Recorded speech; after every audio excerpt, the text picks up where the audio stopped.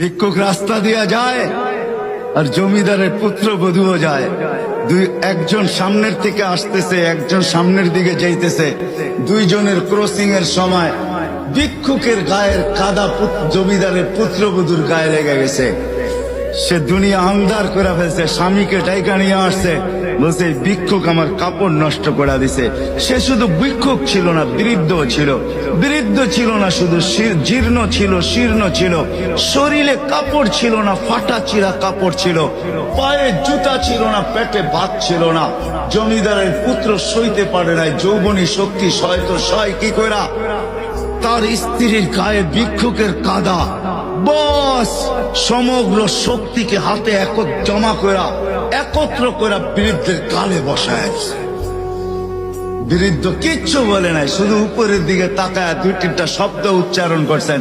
শব্দগুলা হলো ইয়া মাল্লা তারা হলো ওয়ুন, ও আল্লাহ চোখে দেখা যায় না। ও তারা কুল্লা শাই, তুই সব দেখিস। ফারা তারা মা বি, তুই কি দেখিস না আমার সাথে কি ঘটতেছে? এটা কি দেখিস না? বলতে দেরি যুবক, মরতে দেরি হয় নাই। জমিদার চলে আসছে, প্রতিশোধ নিবে।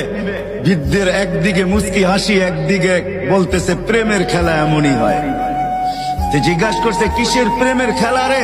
বলছে ওর প্রেমিকার গায়ে আমার কাদা লাগছে, পায়ের কাদা লাগছে, ও সইতে পারে নাই। যৌবনী শক্তি দিয়ে আমার বৃদ্ধ গালে বসায় দিছে। আমাকেও একজন ভালোবাসে, সেও সইতে পারে না, সেও সইতে পারে না। ও তো থাপ্পড় দিয়া খেলতো, সে জান নিয়ে নিছে, জান।